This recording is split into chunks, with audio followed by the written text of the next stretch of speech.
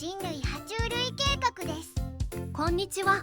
突然なんだけど、飼っているニホンヤモリが痩せてしまったりお薬もらってきた時、困ったことってない？あるある。スポイトや注射器でご飯や薬をあげるんだけど、なかなか嫌がって食べなかったり舐めなかったりするのよ。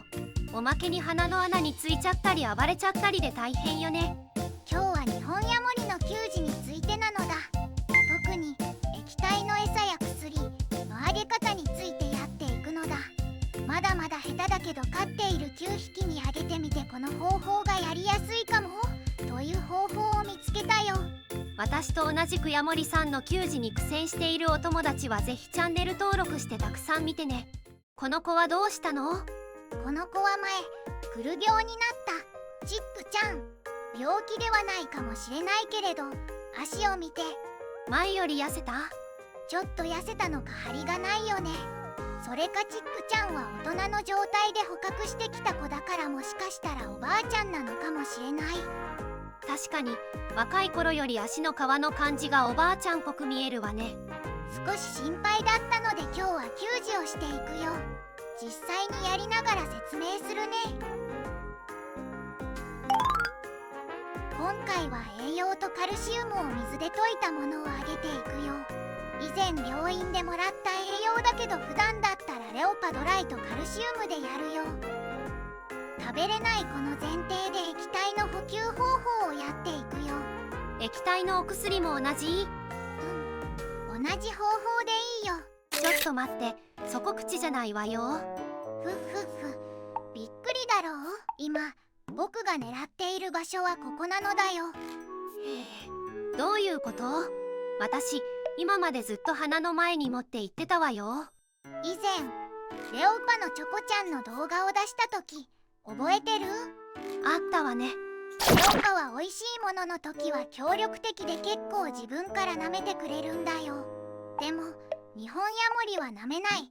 逃げる、ビビる、なかなかうまくいかないのだ。ニホンヤモリに戻すね。今この子は上を向いているんだけど、大抵指の上にソフトに乗せるとね、ヤモリの顔って下を向くんだ。だからこの位置に水滴をつけると雫が口の方に流れていくんだよ。その時にペロって舐めてくれるんだ。真正面からあげなくちゃと思ってたわ。でもヤモリって基本怖がりだから顔を背けたり鼻に入って詰まらせたりしちゃわない？そうなのよ。すごく時間がかかったわ。この方法だと少し口を開けただけでも口の中に吸い込まれていく時が結構あるのだ。でも言っておく、どの方法でも時間はかかる。ですよね。じゃ見てみよう。しばらく給仕や投薬って続くから怖い印象にしないように。僕は逃げてもいいよという強さで持つようにしてるよ。吸い込まれた。あ、ごめん。結構よくあるけど心配しないで。自分で舐めてくれるから大丈夫だよ。舌が出てない時でも隙間が空くと吸い込まれてくの不思議ね。これが毎日だと結構大変なんだよね。くる病の時は1日3回とか4回やってたわよね。あの時はまだ上手にあげれなくてチックちゃんも大変だったと思う。だんだんヤモリも人間も疲れてきちゃうんだよね。でも真正面からより横からの方が怖くないのかスムーズに飲めている気がするわ。これ次第にお腹いっぱいになってくると3パターンでニホンヤモリはもういらないって伝えてくるよ。